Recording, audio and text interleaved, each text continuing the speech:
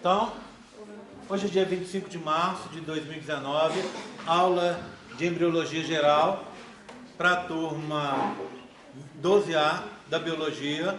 O assunto é continuação de meiose e gametogênese. Nesse momento nós estamos conversando sobre meiose. Então eu já mostrei para vocês a intéfase e mostrei para vocês a prófase 1, tá? Bem, o que tem a seguir? Lembra da história? Na prófase 1 acontece o crossing over. Esse crossing over é a troca entre segmentos dos cromossomos. Portanto, aquele homólogo 1, por exemplo, que eu tenho da minha mãe e tenho do meu pai, o que acontece? Casualmente, é o acaso, portanto, partes vão ser trocadas, ou seja, eu troco uma região do 1 da minha mãe com uma região do 1 do meu pai. Imagine que essa região do 1 seja aquela que dá a cor dos olhos. Então eu posso trocar um gene que dá a cor de olho castanho por outro que dá a cor de olho azul. Um vai para uma cromátide, outro vai para outra. Então elas estão aqui, ó. Repara, ó. Uma está aqui, né? Esse é um. Vou colocar aqui para dizer que ele veio do meu pai, tudo bem? E aqui eu vou colocar o outro 1. Tá? Pronto. Ele veio da minha mãe. E vou dizer que aqui, ó, procurando giz colorido. Ali. Será? Acho que é branco. Branco. Eu tenho colorido ali. Deixa eu pegar aqui.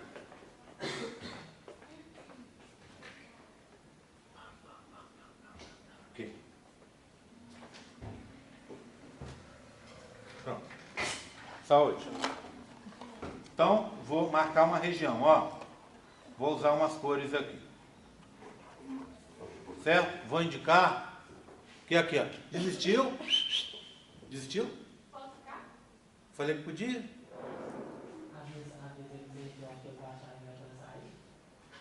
Oi? Agora, você só pode ficar se você sentar mais à frente. Eu não quero ninguém sentado aí atrás.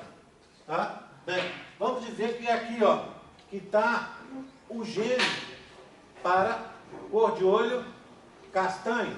Tá? E óbvio, a cópia dele também está aqui, ó. Certo? Castanho. E vou dizer que eu tenho da minha mãe, na mesma posição, no mesmo locus, cor de olho azul. O que aconteceu pelo crossing over, vamos dizer, vou até fazer um pouco diferente, porque as pessoas sempre pensam que é esse aqui que mudou, tá? Eu vou trocar esse com esse daqui, ó. Resultado, o castanho veio para cá, tá vendo, ó? E o azul foi para lá. Esqueci de anotar que isso aqui era azul, né? Antes. Agora ficou azul, azul aqui, castanho, castanho aqui. Bem, lembra que na segunda divisão você vai separar aqui, ó? Então você vai ter o quê? Olha, uma cromátide irmã e outra cromátide irmã. Aqui também separou, ó. Vai separar depois, tá vendo? Então você tem o quê? Um cromossomo com vários outros genes. E que antes era azul, esse é o original. Que antes era castanho.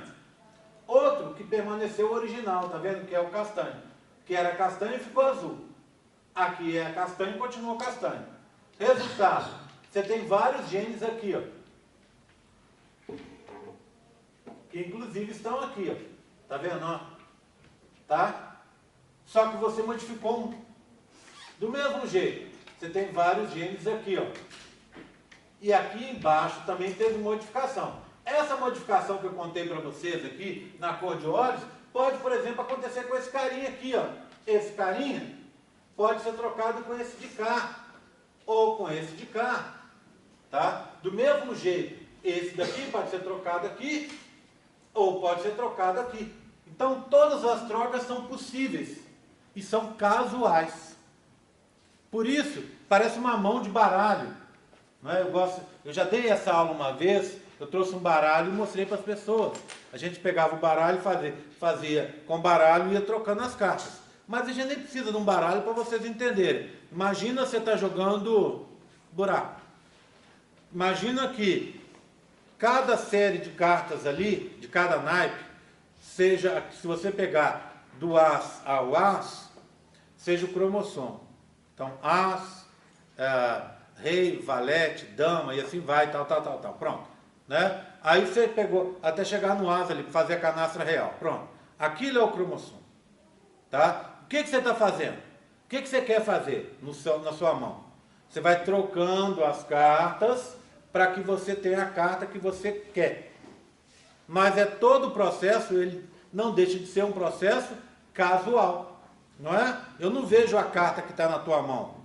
Não, o máximo que às vezes eu vejo que o buraco me permite é ver a carta que está na mesa.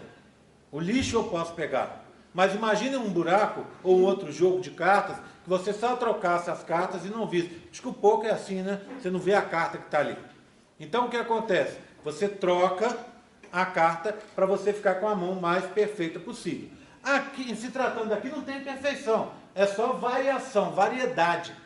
Né? E o buraco é assim. Eu sei porque muitos anos jogando buraco, né? Então às vezes você está com o jogo e vai trocando e vai tendo as escolhas que às vezes não são as mais felizes. E no final o seu jogo que era muito bom, um jogo de futuro, acabou virando uma bosta. Ou então um jogo que não tinha nada ficou muito bom. Então, por quê? Porque você vai trocando. Cada carta seria um gênero diferente que você vai trocando. Toda vez, e o buraco é isso, né? Toda vez que você pega uma carta, você tem que descartar outra. Então você pegou uma carta para substituir essa. Aí você tem que retirar uma delas para jogar fora. Então, é isso que você faz, você vai tendo trocas ao acaso. E essas trocas ao acaso vão modificar os cromossomos. Imagina agora, ó, imagina nesse caso aqui. Eu antes só tinha a possibilidade de ter olhos castanhos, porque aqui era castanho, com esse cromossomo. Na hora que eu mudei isso aqui e peguei esse daqui, ó, por acaso, e levei para o espermatozoide, pronto. Eu estou gerando uma possibilidade no bebê dele ter olhos azuis. É claro que depende do que vai vir da mãe. Na mãe acontece a mesma coisa. Mas em mim, quando eu faço isso, eu estou modificando o resultado. E eu estou usando cor de olho porque é muito óbvio a gente ver isso. Mas serve para qualquer coisa. Tá? E esse crossing over é o grande responsável por toda essa variabilidade genética. A gente vai ver que tem mais duas coisas que estão envolvidas na variabilidade genética. Mas uma das mais importantes é essa troca casual dos cromossomos. Os cromossomos estão sofrendo. Você ia perguntar? Tem algum teste que prova a aleatoriedade? Tem. Você vai correr um gel para você ver, com marcadores específicos, para você ver a presença de determinados genes ali. Um teste molecular. Tá? Então, quanto mais genes você tiver, maior variabilidade. Certo? Então, isso é possível você fazer para uma série de indivíduos de uma população. Não há sentido de eu falar variabilidade com o indivíduo. A gente está sempre trabalhando com o indivíduo, mas sempre visando uma população como um todo. Tá? Ok? É a variabilidade do indivíduo que gera variabilidade na população. Tudo bem? Tranquilo? Entenderam, então? Isso vai acontecer lá nessa prófase 1. Quando eu entrar na próxima fase, como é que é a história?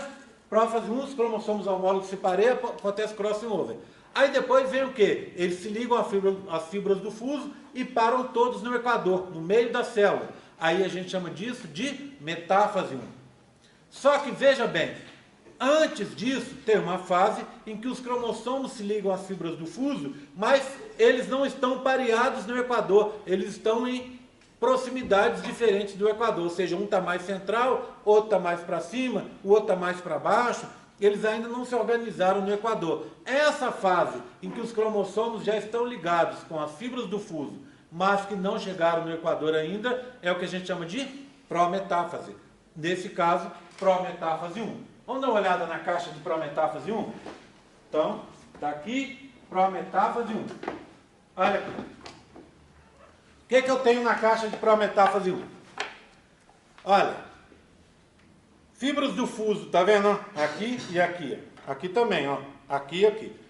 Viram que elas estão de tamanho diferente? Essa é grande, essa é pequena. Essa é grande, essa é pequena. Ou seja, esse cromossomo aqui está mais perto do meio, do equador. Esse aqui está mais distante. Aqui, esse está mais perto, esse aqui está mais distante. Então, estão ligados às fibras do fuso, mas ainda não estão no equador. Pró-metáfase.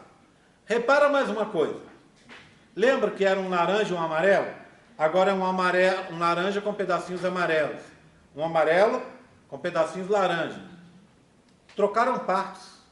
Um azul com pedacinhos verdes. Um verde com pedacinhos azuis. Trocaram partes. Ocorreu crossing over. Eu não vejo na prófase, porque ele ainda estava desenovelado, mas aqui eu já consigo ver. Tá vendo? Então, pró-metáfase 1. Outra coisa importante. Quantos cromossomos eu tenho aqui? 4. 4 de cores diferentes, não é? Eu tenho um principalmente laranja, um principalmente amarelo, um principalmente azul, um principalmente verde. 4. Homólogos pareados, tá vendo? Ó, continuam pareados. O laranja com amarelo, o azul com verde. Tá? Então, 4 cores diferentes. Cromátidos de tamanho, fibras do fuso de tamanhos diferentes. Pró-metáfase 1. Tá? Lá na prova vai aparecer uma foto dessa caixinha. E você vai precisar entender, relembrar isso que eu estou contando para você se dar bem lá na prova, tá? Tudo bem? Então presta bastante atenção. Bem, aí vem a metáfase. Olha o que aconteceu na metáfase 1. Opa, já está muito parecido. Tá, mas tem uma diferença. Olha essa fibra do fuso, essa e essa. Elas estão do mesmo tamanho, tá vendo? Ou seja, esse cromossomo azul está no meio, perto do verde, o laranja perto do amarelo. Eles estão no meio, na placa equatorial. Então, se você comparar as duas, olha aqui, ó. Não estão centralizados na pró-metáfase. E aqui já estão centralizados na metáfase 1. Tudo bem, tranquilo? Bem, passamos agora, depois que centralizou, separou, não é? A próxima etapa é o que a gente chama anáfase 1. Separação, ó. Olha aqui.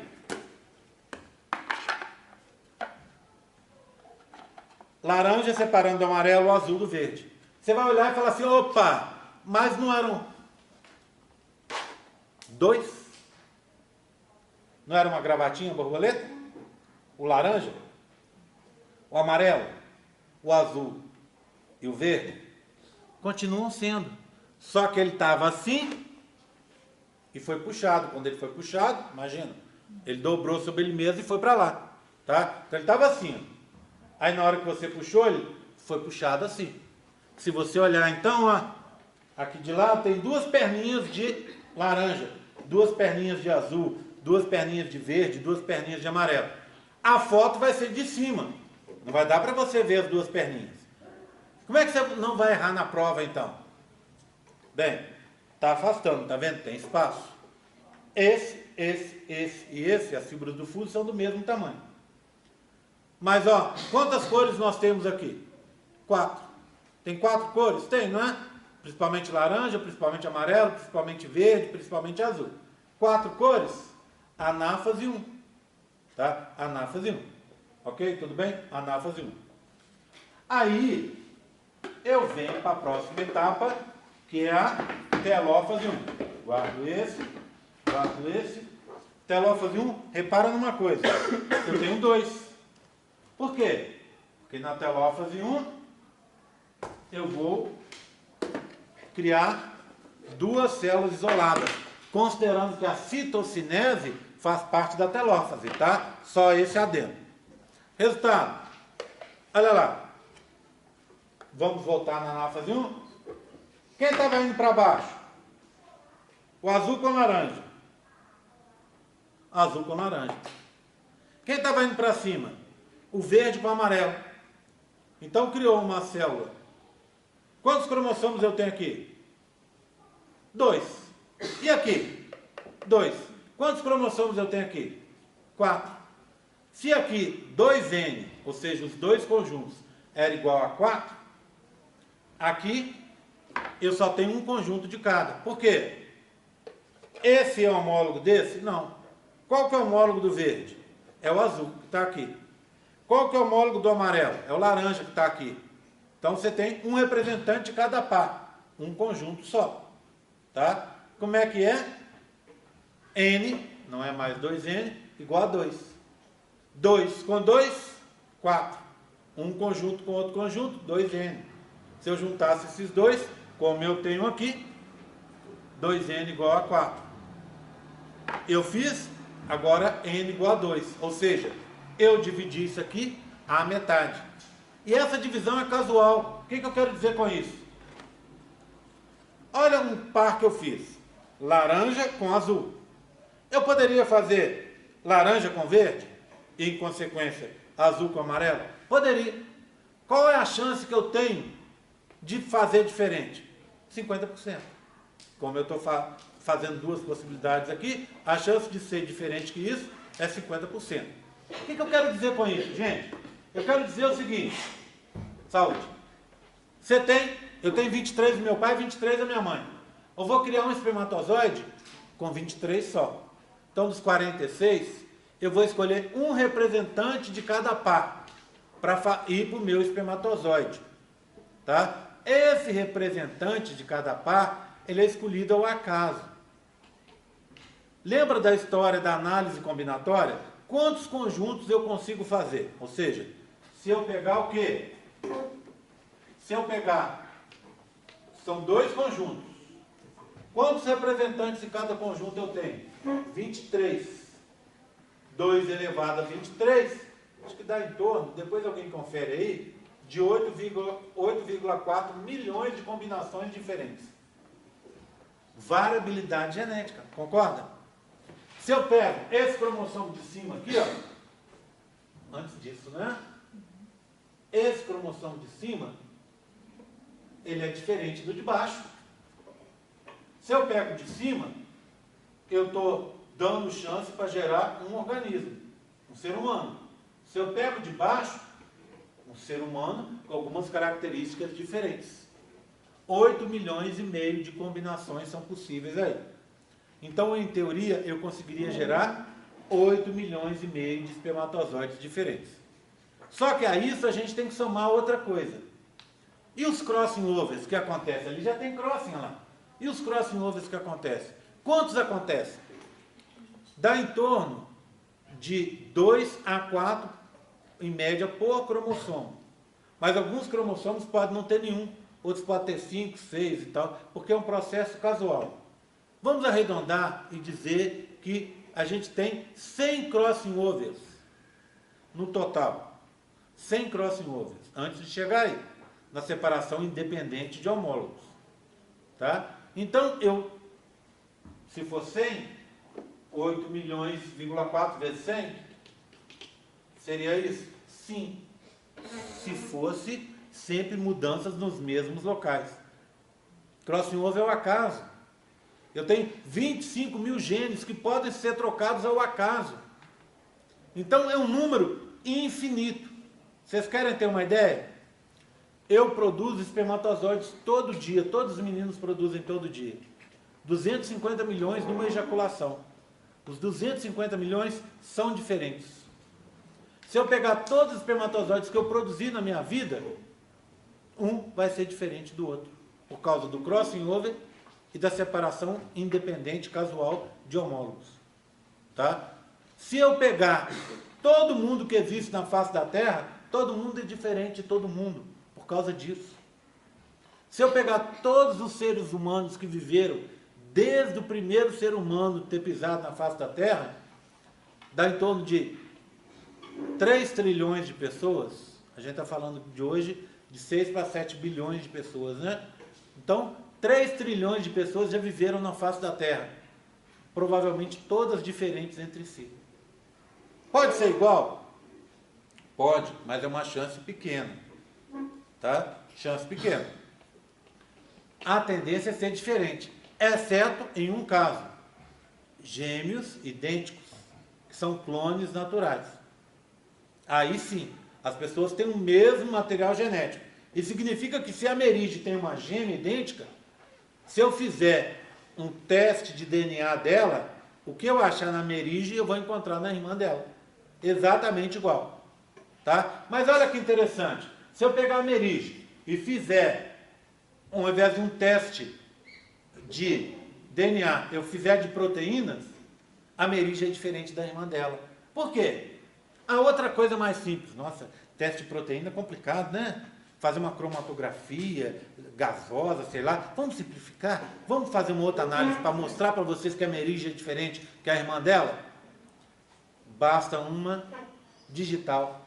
A digital da Merige é diferente da irmã dela. Por quê? Porque a digital depende do ambiente, lá no útero. Você vai falar, mas as duas ficaram juntas no útero ao mesmo tempo. Mas o ladinho que a Merige estava era um pouquinho diferente da irmã dela. Resultado, ficaram diferentes. Sabe aquelas marcas também na íris? Que às vezes tem uns bancos aí já que a gente... Acho que é Itaú, né? Você põe e a marca da íris te dá, ao invés de você colocar o dedão e tal, colocar o cartão, seja lá o que for, né? Já te dá o biometria, né? Que fala, já te dá o acesso à sua conta. As marcas na íris também são únicas para cada pessoa. Porque depende do ambiente. Se você tem um irmão gêmeo idêntico, você é diferente dele. Por quê? Porque os genes que são expressos em você são diferentes dele. Seu irmão, deixa eu ver se tem alguém aqui que tem gêmeo idêntico que está aqui agora. Não. Eu não vejo duas pessoas iguais, não. Ou muito parecidas, né? Então, se você aí, qualquer de vocês, tem um gêmeo idêntico, a sua pressão ambiental já é diferente da dele. Ou seja, você está nessa sala quente, você está tendo aula de embriologia, né? Tá, etc, etc, etc, etc. Então você está exposto a algumas variáveis que são diferentes da dele. Resultado, os seus genes que vão ser expressos são diferentes do seu irmão ou da sua irmã. Viu só que legal, hein? Você viu que louco isso aqui? Né? Bem, ele ouviu, a Siri ouviu o que eu falei e já começou a escrever coisas ali, tá vendo? Tá? Que eu falo alto. Tá? Bem, entenderam então? Por quê? Porque esse tipo de coisa, esse tipo de ambiente, o tipo de ambiente molda a expressão dos genes.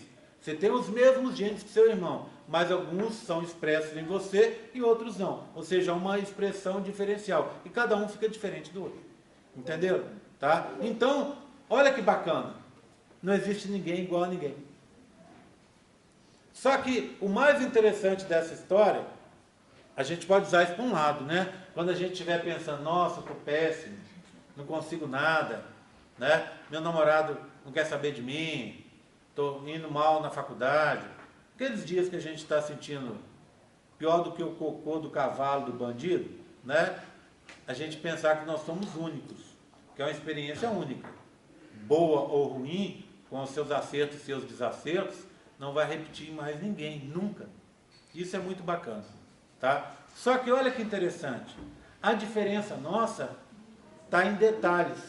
Talvez seja de 3 a 4% é que nós somos diferentes. Essa pitadinha que nos faz diferentes. Na realidade, nós somos 96% iguais. Se eu virar para você e falar assim, ó, Débora, faz a matéria esse período, porque esse período você vai ter, Débora, 96% de chance de ser aprovado. Você vai ser, opa, claro que eu vou fazer. Por quê? Porque a chance de ser aprovado é quase 100%. Então, do mesmo jeito, as pessoas são 96% a 97% iguais. E só 3 a 4% diferentes. Esses 3 a 4% são magníficos, tornam todo mundo diferente de todo mundo. Mas servem para aquele momento que a gente está de baixa astral. Tá? Por outro lado, serve também você dizer para as pessoas que ninguém é muito diferente de ninguém, nós somos mais iguais que diferentes. Não importa se você é católico ou protestante, se você votou no Bolsonaro ou votou no Lula. Lula não, né? No Haddad, né? Se você é de direita ou esquerda, se você é atleticano ou cruzeirense, ou como eu, americano, se você gosta de tal coisa, ou se você é negro, se é branco, se é mulher, se é homem, tá? Se todas essas características, no final das contas, são pequenas em comparação com a grande maioria que nós temos de genética que nos torna absolutamente iguais. E aí serve para aquelas pessoas que são extremamente preconceituosas, que vão ver que na realidade todo mundo é muito parecido. Se é heterossexual, se é homossexual, se é mulher, se é homem, se é negro, se é branco, se tem um tipo de outras opções, na realidade, nos tornam, esse tipo de coisa acaba nos colocando muitas vezes separados e em confronto, e acaba sendo uma opção de cada um que não é, no final das contas, no frigir dos ovos, tão importante assim. Tá? Oi, pergunta? Entre pessoas do mesmo sexo, a porcentagem de semelhança vai aumentar? Não. Algumas coisas são mais parecidas.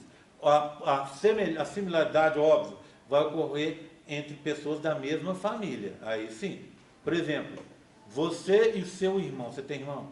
Não. Irmã. Você e sua irmã. Vocês são mais próximas, tá? Mais similares ainda. Se forem gêmeas, muito mais similares, né? Você e sua mãe, mais próximas. Você e seu pai, mais próximos, tá? Então, tem esse núcleo familiar que torna as pessoas mais próximas. À medida que você vai ficando distante, você vai ficando um pouco mais distante das pessoas. Mas lembra aquela história? Isso é muito bacana.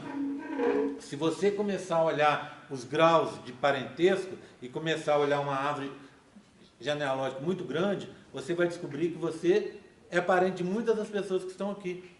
Às vezes um primo, alguma coisa assim, bem próxima.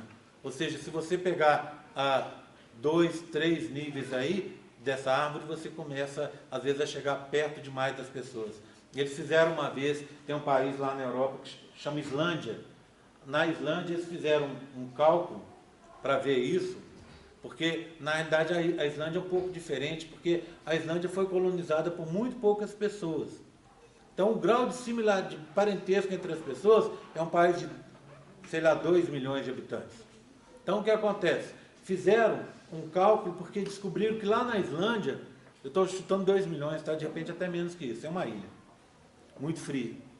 E aí descobriram que os casos de alguns tipos de câncer na Islândia eram elevadíssimos. E as pessoas, o que eles fizeram? Interessados nisso, resolveram fazer uma avaliação de todo mundo que morava na Islândia. É como se fizesse uma avaliação de 200 milhões de pessoas, que fosse aqui no Brasil. Fizeram de todo mundo. E o bacana é o seguinte, descobriram que todo mundo é parente de todo mundo. No final das contas, quando eles foram analisar, descobriram que aquele cara que mora na cidade vizinha, que você não conhece, você vai comprar um bilhete lá de avião, lá no aeroporto e tal, que te atende, aquele cara é um primo seu, porque é todo mundo muito próximo.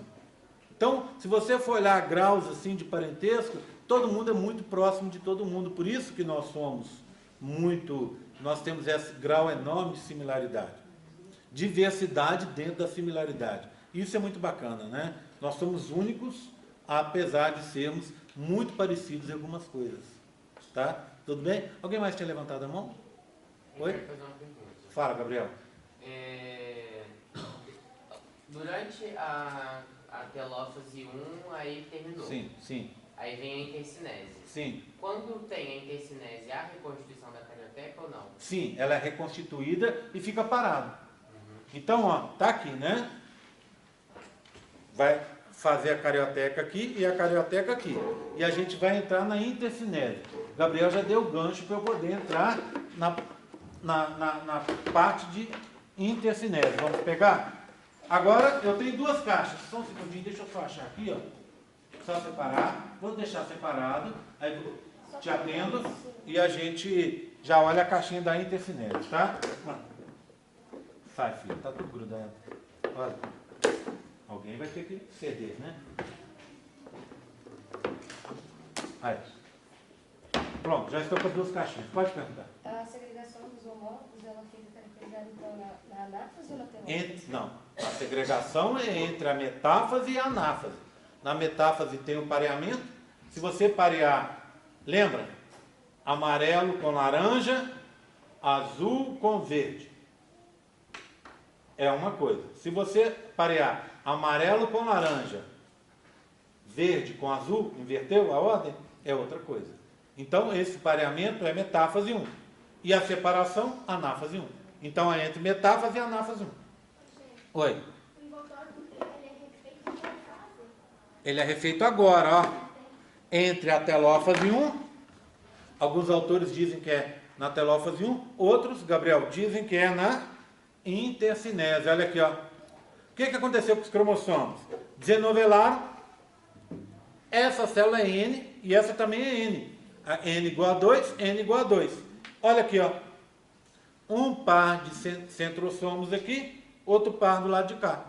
Assim ela vai ficar esperando o ambiente estar ok para ela entrar de novo em divisão. Tá? Tudo bem? Tranquilo? Bem, intercinese. Agora eu entro na segunda divisão. Só que antes de entrar na segunda divisão, eu queria esclarecer uma coisa com vocês. Por que essa divisão 1 é reducional?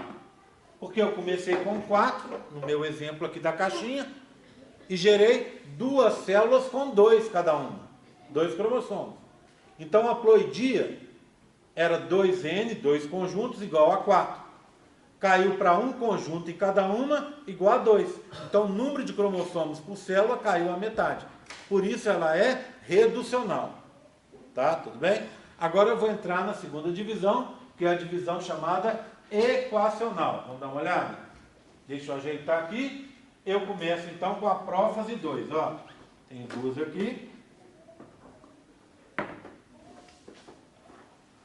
E vou ter 2 aqui, tá? Eu tenho 4 caixas de prófase 2, certo?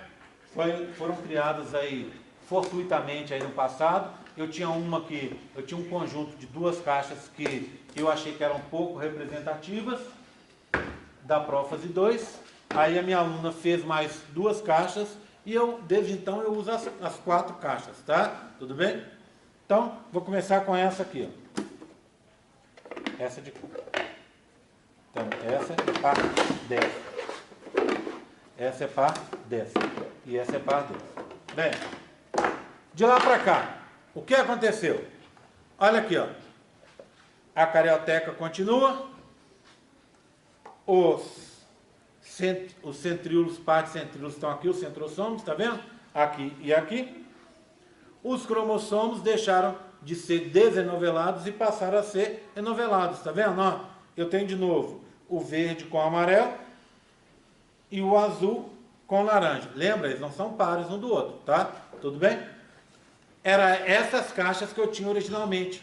Aí um dia eu cheguei para minha aluna e falei, poxa, isso aqui está um pouco complicado. Você pode fazer uma nova caixa? Desmanchar essa e fazer outra? Aí a aluna virou para mim e falou, posso, mas qual o risco de você perder a caixa? Então, te aconselho o seguinte, compra mais 2 caixas novinhas, eu faço mais 2 caixas de prófase 2 e você mantém as primeiras. Foi assim que a gente fez. Tá? Então, o que aconteceu? Ó, fizemos mais 2 caixas de prófase 2. Olha o que aconteceu com elas. Olha o que acontece aqui. Lembra? Carioteca estava preservada. Agora, olha aqui. Ó. O que é isso aqui? É a carioteca que se desfez, esses pedacinhos vermelhos. Olha os cromossomos aqui. Cada um com 2 cromáticos. Olha o centrossomo, tá vendo? Ó? Um aqui e outro aqui, ó. Já duplicaram e foram para as extremidades. Do mesmo jeito, esse duplicou e foi para as extremidades. Lembra que essa aqui vai gerar 2 células, essa aqui vai gerar 2 células. Então, cada uma vai levar um par de centríolos, um centrossomo, ó. Centrossomo e outro centrossomo. Esse vai ficar numa célula, esse em outra. Esse em uma, esse em outra. Tudo bem, tranquilo? Tá? Então, essa é a prófase 2. Passo da prófase 2 para a prometáfase 2.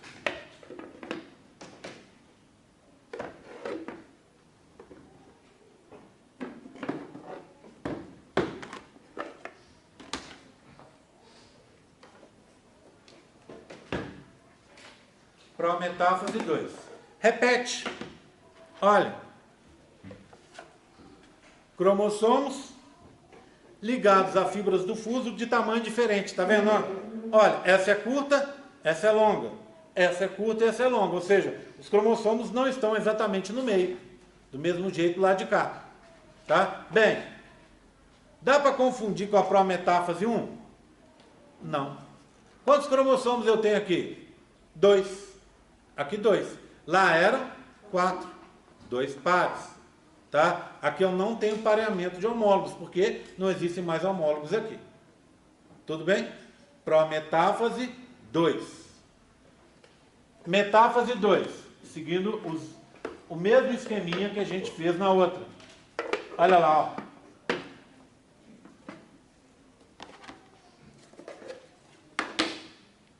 Os cromossomos estão aí pareados com as fibras do fuso. E agora fibras do fuso do mesmo tamanho, ó. Olha aqui. Essa tem o mesmo tamanho dessa, tem o mesmo tamanho dessa, tem o mesmo tamanho dessa. Ou seja, esses cromossomos estão no meio, no equador, ó. Como é que eu chamo isso? Metáfase 2. Cai uma foto dessa na prova. O que você vai olhar? Quantos cromossomos? Eu tenho fibras do fuso? Tenho. Se eu tenho fibras do fuso, é prometáfase, metáfase ou anáfase. Concorda comigo? Olha, as fibras do fuso são do mesmo tamanho? São. Então não é prometáfase. Tirou fora. Elas estão no meio? Estão centralizadas? Estão. Então é metáfase. Quantos cromossomos eu tenho? 2. Um representante de cada par. Não são homólogos. Então, metáfase 2. Simples assim. Saio da metáfase 2. Professor, Oi. uma dúvida. Mas se você perguntar, por exemplo, nessa caixinha, quantos cromossomos tem, Quantos tem, Gabriel? podem ser 2 ou 4, né? Opa, são 2.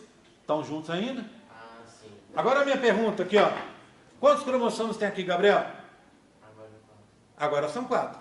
Tá vendo? Separou, ó. O azul, a cromate irmã, separou da outra cromate irmã. Essa cromate separou também. Quantas cromates? 4. Quantos cromossomos? 4. Por quê? Eles eram duplos e agora ficaram individualizados, tá vendo?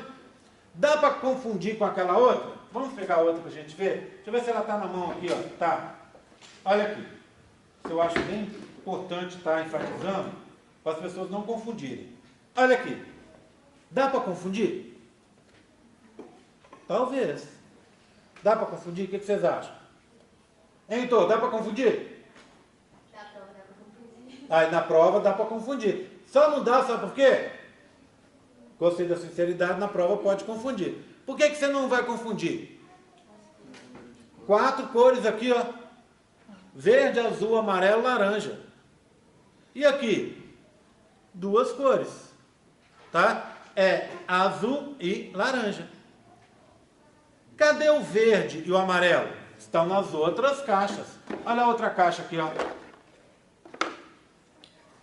Verde com laranja. Tá vendo? Então é anáfase 2. Tá? Bem, eu sempre falo, quem já fez histologia sabe, eu sempre falo, quem fez essa matéria comigo sabe, também eu sempre falo. O meu papel aqui, eu tenho alguns papéis. Todo professor tem alguns papéis. O primeiro dos papéis é ajudar vocês a gostarem da matéria. Tá? É super importante que a pessoa goste, porque vai passar o tempo, você vai lembrar de coisas importantes aqui, espero que sim, mas não vai lembrar de tudo. Tá? Se precisar, vai ter que estudar. Eu, por exemplo, jamais imaginei que quando eu fiz biologia, que eu ia gostar, que eu ia estar trabalhando com embriologia. Eu sempre tive uma inveja danada, por exemplo, eu tinha um amigo na UFMG, se chama Lúcio. O Lúcio, a história dele é bem bacana, porque no primeiro período ele foi trabalhar com, acho que com zooplâncton. Ele trabalhou toda a vida dele no laboratório de zooplâncton. Depois ele fez mestrado em zooplâncton, doutorado em zooplâncton e hoje é professor disso. Eu falei assim, nossa, queria tanto que a minha vida fosse sem atropelos. Eu trabalhei nas mais diversas áreas e hoje trabalho numa área em que eu não pensei quando eu estava na graduação nem em tentar fazer um estágio para ver de qual é que é. Entendeu? O mais perto, eu sempre brinco que o mais perto que eu cheguei de cito, isto e embriologia foi como namorado da filha da professora. Foi o máximo que eu cheguei. Tá? Então, assim, não sabia que eu poderia depois estar trabalhando com essa área.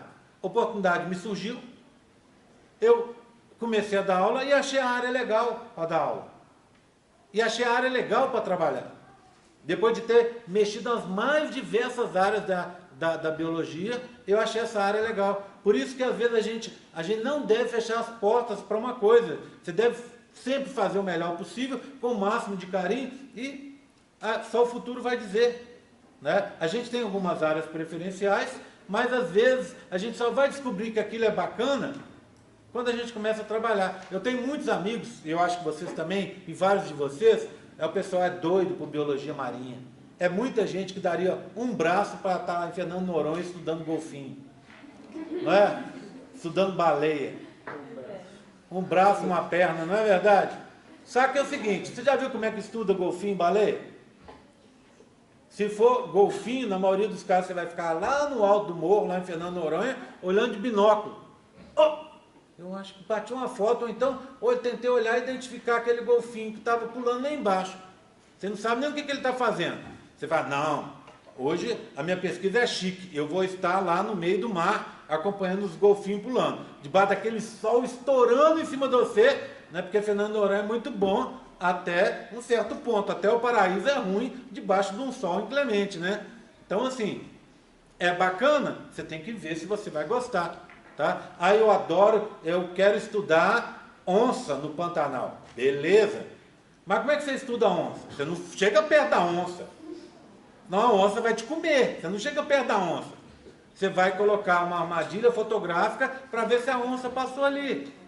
Vai tentar ver. Eu tenho uma amiga, por exemplo, da UFMG, que ela se gabava sempre da grande coleção de fezes que ela tinha de bicho. Colecionava cocô. Né? Então, assim, eu, por exemplo, na época trabalhei com cocô de peixe. Então, a gente acha que o negócio é assim e não é bem assim. Claro que aí você vai trabalhar e ver se você gosta. De repente, você não gosta. De repente, não é legal aquilo. Então, você tem que abrir as portas para você e procurar ver as coisas do jeito que elas são. Eu estava contando para vocês que o papel do professor é esse, te fazer gostar do negócio, para que no futuro você fique desligado o WhatsApp, né? Para você conseguir ver se você vai gostar ou não, tá? Para te dar chances no futuro. Então, gostar, tá? Segundo, aprender alguma coisa, óbvio, tá? Então, é gostar e aprender alguma coisa, o máximo possível, porque você vai usar isso para frente, nas matérias que você vai ter aí para frente. Então, é importante também, tá? E a terceira e última coisa, eu disse que eram 3, que o professor tem que fazer, é fazer você se dar bem na prova. Eu tenho amigos aí que, infelizmente, fazem assim, ó, fecha os olhos e azar. Né? Faço o quê? Faço o melhor possível, dou uma aula bem dada, na hora da prova eu dou uma canjinha lá, e as pessoas se viram. Tem gente que faz a mesma prova há 20 anos aqui. Brincadeira, né? Na época que falaram que endureceram as regras aí, que os professores passaram a ser obrigados a entregar as provas para os alunos, teve colega meu que quase entrou em guerra aí, por quê? Porque tinha que entregar, e se eu entrego para o aluno, a próxima turma vai saber que prova que eu dou. Eu falei, mas... Aí eu ouvi a pessoa falando e pensei comigo, você repete a prova de um semestre para o outro? Repito, você não repete não? Eu falei assim, nunca! Então, assim, o que acontece? Esse não é meu jeito de ser. Então, eu acho que a pessoa tem que aprender e a pessoa tem que se dar bem na prova. Por isso que o que eu posso fazer tem que estudar. Mas, por outro lado, se eu puder te indicar um jeito de você olhar um modelo, entender esse modelo para se dar bem na prova, beleza. Então, esse modelo, olha as cores. Vai cair foto dele, eu estou falando, vai cair foto na prova. Na hora você olha as cores e tenta o quê? Viu 4 cores? É meiose 1. Viu 2 cores? É meiose 2. Tá? E aí você vai se dando bem na prova. Tá? Quem fez histologia comigo sabe que eu sempre tenho aquela dica no final de cada lâmina para explicar assim, ó, essa lâmina, presta atenção nela, porque na hora que ela cair na prova, você tem que achar isso aqui para acertar a questão. Estou te ajudando com a minha experiência, a se dar bem naquilo ali. Certo? Mas você vai ter que estudar, senão não adianta. Tudo bem, tranquilo? Vou seguir, hein? Depois eu tenho a metáfase 2, tá? Metáfase 2. Aliás, já passei, né? Metáfase 2, anáfase 2. Aí vem a telófase 2. O que acontece na telófase 2? 2, 4. Deixa eu ver aqui. 1, 2,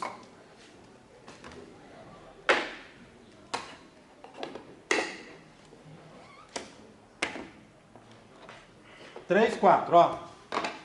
Olha lá. O que eu tenho? 4 células formadas na telófase 2, ó. 4 células.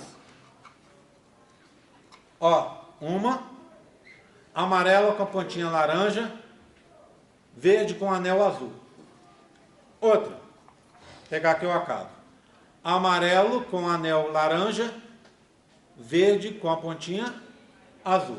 São diferentes? São. Concorda? Essa é igual a essa? São parecidas, mas iguais não. Por quê? Porque aqui tem uma pontinha azul, aqui não tem. Aqui tem um anel azul, aqui não tem. Tá? Essas aqui vão pelo mesmo caminho. Resultado. As células são diferentes? São. Por quê? Porque quem faz a célula é o DNA que está dentro delas. É o DNA que faz as proteínas, e aqui eu tenho proteínas diferentes sendo feitas aqui, porque eu tenho regiões diferentes. Então eu gerei o quê? Variabilidade genética. Eu consegui gerar, vamos supor que fosse espermatozoides. A partir de uma célula, eu consegui criar uma célula igual a qualquer célula que eu tenho, eu consegui criar 4 espermatozoides diferentes. 4 espermatozoides diferentes, com gametas femininos também diferentes, vai dar origem a um filho diferente. Tem muitas das coisas do pai, muitas das coisas da mãe, mas tem coisas que são só dele. Já imaginou, por exemplo, a cor de olhos azuis? Olha como uma coisa que é só dele. Olhos azuis, vamos supor. Eu tenho o gene para olho azul. Vamos supor que minha mulher também tenha. Eu tenho olhos castanhos, ela também olhos castanhos. Concorda comigo? Então o olho azul não aparece. Eu tenho um filho de olho azul. Como é que eu consegui ter esse filho de olho azul? Porque uma característica que antes estava escondida apareceu. Não é? Por quê? Porque teve variabilidade genética, foi separado ao acaso o gene para olho azul no meu espermatozoide. Lá no óvulo dela foi separado também o gene para olho azul. Resultado, filho de olho azul, que é a característica recessiva mais difícil de ocorrer em termos de coloração de olhos. Oi? Hã? Respondi? Tá. Bem, e só para encerrar, olha as células formadas, ó. Essa é diferente dessa, ó. Diferentes, não são?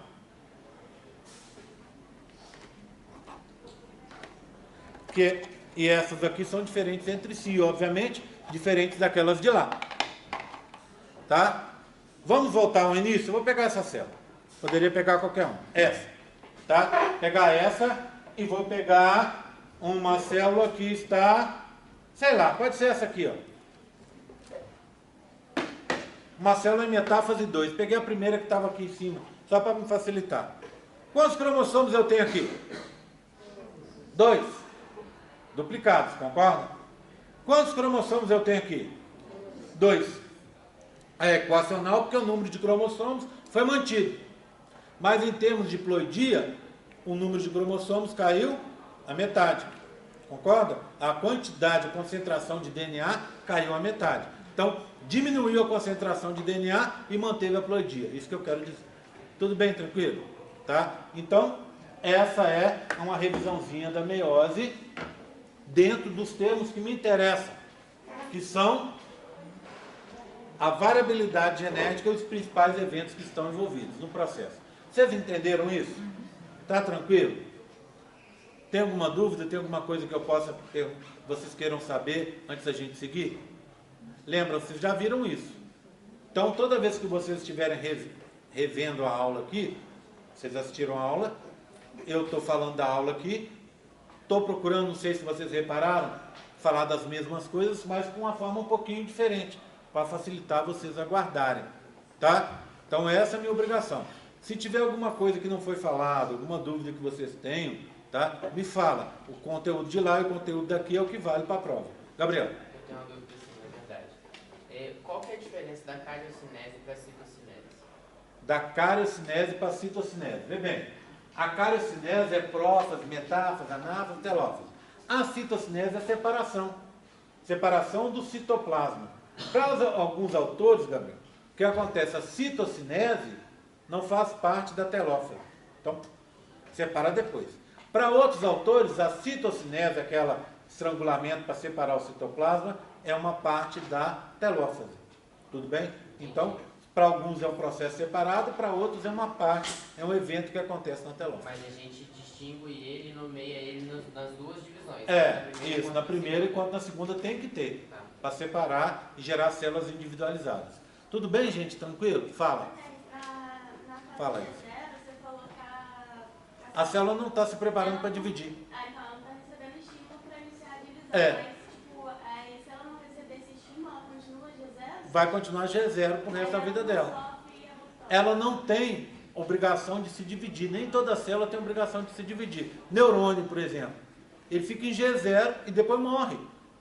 Tá? Ele jamais vai ter esse estímulo para dividir. Ele vai estar sempre em G0. Não está quiescente no sentido de que está parado, sem metabolismo. Ele continua com o metabolismo dele, levando a vidinha dele lá tranquilo. Não está preparado para se dividir. Quando ele entrar para começar o estímulo para se dividir, aí ele entra em G1. Tá? Ok? Só lembrando que alguns neurônios de algumas regiões do cérebro são capazes de se dividir. Por exemplo, numa região do hipocampo, lá os neurônios são capazes de dividir. Provavelmente todo neurônio é capaz de se dividir. A gente aqui não sabe como estimulá-los corretamente. Mais alguma dúvida? Não? Já fico satisfeito porque eu vejo que já tem pessoas participando e tem as carinhas mais satisfeitas. Eu sei que às vezes é um saco ter que sentar e assistir um vídeo de 1 hora da aula, tá? Mas isso em termos de aprendizagem vai ser muito bacana para vocês. Tudo bem, tranquilo? Posso agora fazer uma comparação com o que acontece com a parte feminina e com a parte masculina para a gente estar fechando isso aqui? Tá? Deixa eu localizar essa história para vocês primeiro. Tá? Para isso, vou fazer o seguinte. Ó. Lembra do nosso modelo? Talvez tenha coisa, porque como aqui eu estou fazendo diferente e eu não assisti a aula lá, tem coisa que talvez vocês não tenham visto lá e estão vendo aqui, mas certamente esse modelo, se não aparecer agora, vai aparecer, por exemplo, no transporte de gametas. Tudo bem? Lembra disso? É o testículo com o epidídimo. Tá? Vou abrir, ó. O testículo é subdividido, tá? Aqui em cima está igual, ó. Tá? É subdividido em vários locais. O que acontece? Ele é dividido em áreas, em torno de 40 a 50 dessas bolinhas aqui, que indicadas em azul. Tá? Essas áreas são os lóbulos testiculares, tá vendo? Ó? E separando um lóbulo do outro, um septo testicular. Então, eu tenho entre 40 e 50 aqui. Dentro do testículo, é essa estrutura aqui, ó, tá? Verde, tá vendo? É um tubinho verde, que é um túbulo seminífero. É onde acontece a produção de espermatozoides. Então, dentro de cada lóbulo testicular, os túbulos seminíferos. Esse túbulo seminífero também é grande. Alguns chegam na faixa de 50, 60, até 80 centímetros. Quase 1 metro aqui dentro. Tá? Mas eles são fininhos. Um tubinho desse, ele é da ordem de 10% da grossura de um fio de cabelo. Então eu consigo ter 4 desses aqui dentro, de 80 centímetros, dentro de uma estrutura mínima. Testículo não é assim? Imagina eu colocar 50 divisões lá dentro e colocar 4 tubinhos fininhos de até 80 centímetros lá dentro. Só dá certo se for muito fininho, tá bom? Túbulos seminíferos é aqui onde acontece a formação dos espermatozoides. dentro dos lóbulos testiculares. Os espermatozoides são produzidos aqui, passam por esses roxinhos, tá vendo? Esses roxinhos são os túbulos retos, aqui, ó.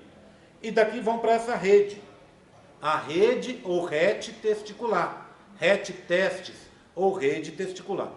Então, ó, túbulo seminífero dentro do lóbulo testicular, túbulo reto, rede testicular. Daqui eles seguem por esses vermelhinhos aqui, tá vendo? Ó? A gente tem 8 a 10 aqui, ó. Como é que chama esses tubinhos? Ductos eferentes, não deferentes, eferente. O que é eferente? Alguma coisa que leva de um lugar para o outro. Está levando os espermatozoides da rede testicular para o epidídimo. Tudo bem, tranquilo? Tá? Aí lembra, eles vão amadurecer aqui, ó. E vão, depois de ejaculado, sair por aqui, ducto deferente. Lembra da pergunta que eu fiz na aula passada? Eu disse para vocês que ela ia ficar mais complexa a partir de hoje, da aula seguinte? Então, qual que é o caminho dos espermatozoides? Se eu perguntasse de novo hoje. Eles vão o quê? Túbulos seminíferos, túbulos retos, rede testicular, ductos eferentes, epidídimo. Aí vem ducto deferente, próstata, lembra? Ducto ejaculatório, uretra e tal. Isso foi a resposta da aula passada, né? A gente simplificou dizendo só testículo. Tá bom? Bem, o que eu vou fazer agora? Eu vou pegar um tubinho desse, ó. Um tubinho desse. Vou esticar um túbulo seminífero e vou cortar. Vou esticar e cortar, tá bom? Pra gente ver como ele é por dentro. Olha aqui, ó. Vou esticar, tá? Vou cortar. Se eu pegar um tubo desse, deixa eu ver o que tem nessa caixa aqui.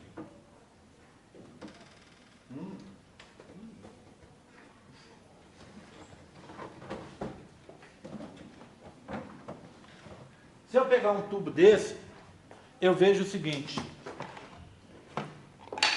Vai lá, vai. Vai. Se eu pegar um tubo desse, eu vou ver o seguinte. Ele tem a parede grossa, tá vendo? Ó?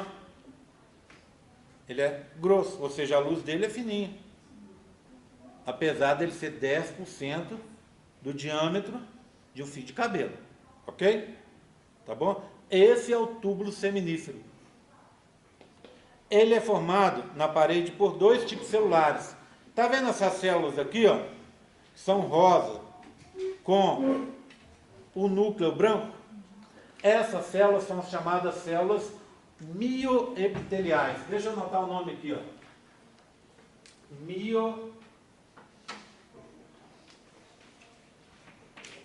Mioepiteliais.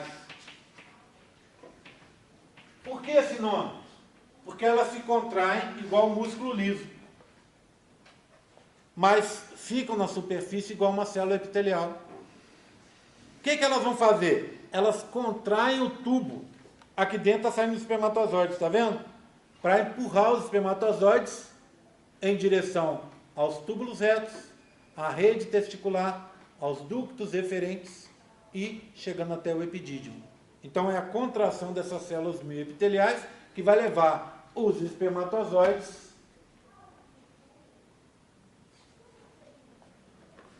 daqui para cá, para cá, para cá e para cá.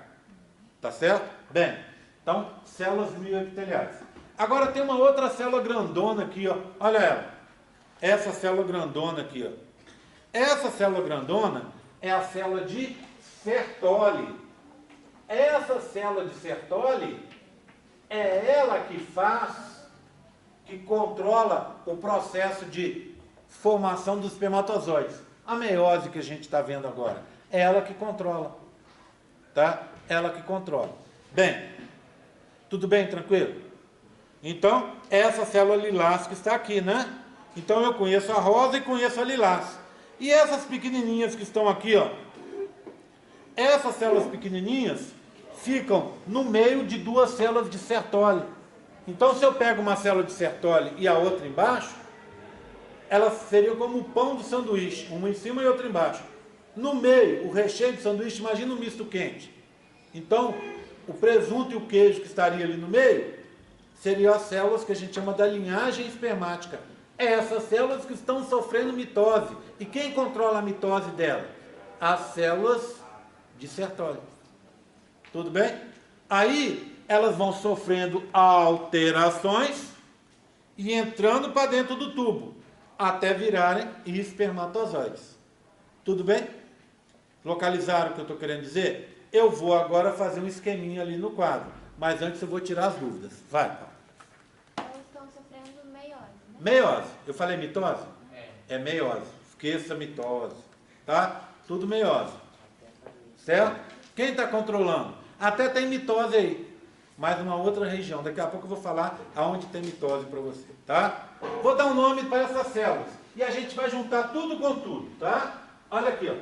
Vou apagar o nosso quadro para a gente poder ver o que está acontecendo, tá? Me acompanha aqui.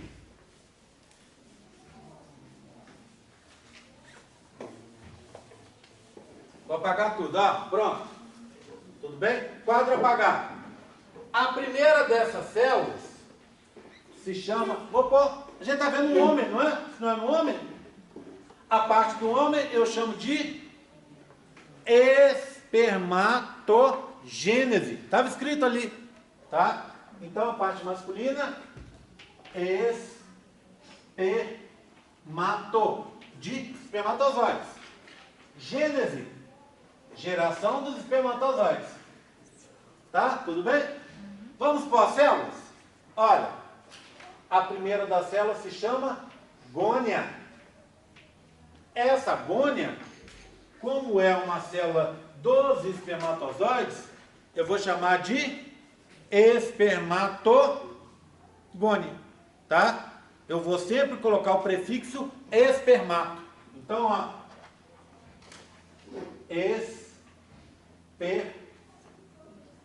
espermato, porque é espermatozoide. Espermatogônia, tá?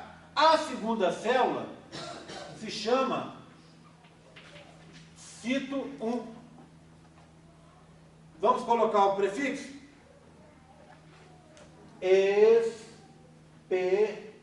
Espermato. Espermatócito 1. Ok? A terceira célula. Cito 2. Prefixo.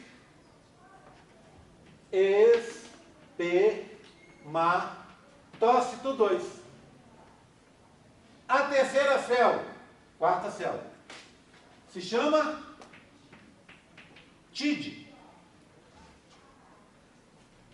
Espermatide. Espermatide. Eu tiro aqui o tó, tá? Para não ficar espermatotide, para não ficar travando a língua da gente, a gente tira o tó e põe espermatide. Tudo bem? E a última célula? 1, 2, 3, 4. E a última? Espermatozoide.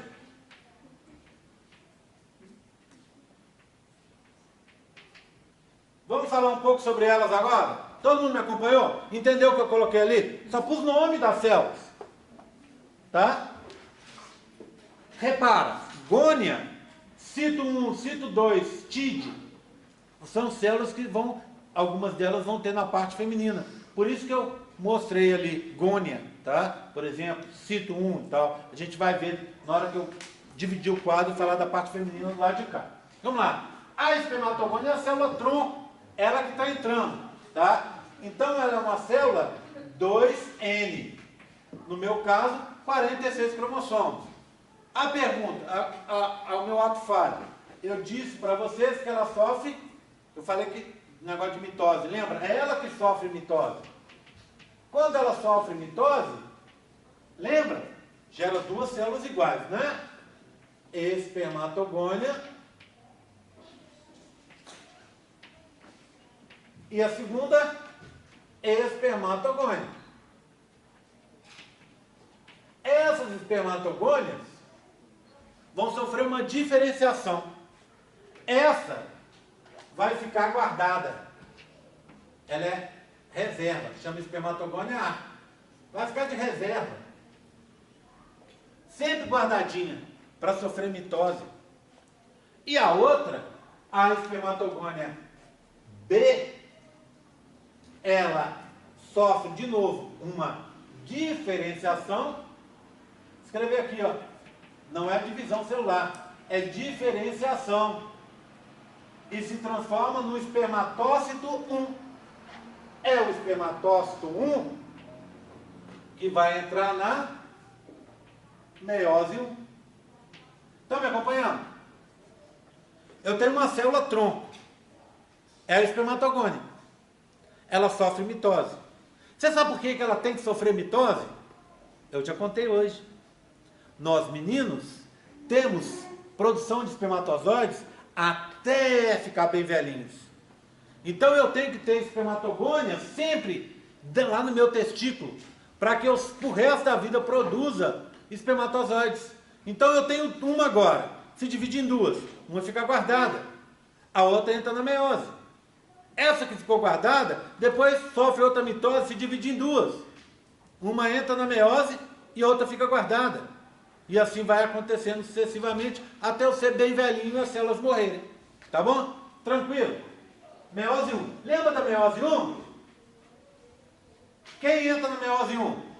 Isabela, quem entra na meiose 1? Quem? Espermatócito 1. Quem entra na meiose 1 é uma célula? 2N. E vai gerar duas células, duas vezes, células N. N e N. Concorda? Como é que chama a célula que foi gerada ao final da meiose 1? Espermatócito 2. São dois espermatócitos 2. No meu caso, essa aqui é 46, concorda? É uma célula 2N, 46. Essa aqui, ó, 2N também. Obviamente, 46.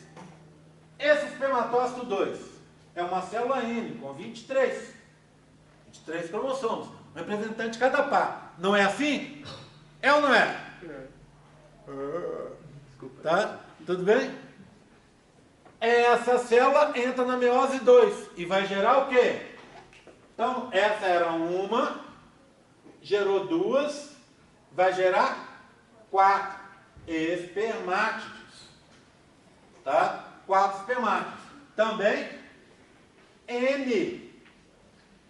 N. Só que aqui, com metade do material genético daqui de cima. Certo? Bem, aí ela sofre uma diferenciação. Como é que eu chamo essa diferenciação? Espermiogênese. Processo, espermatogênese. Dentro da espermatogênese, uma diferenciação. A espermiogênese, que vai transformar uma célula redondinha assim, ó, numa célula assim, ó.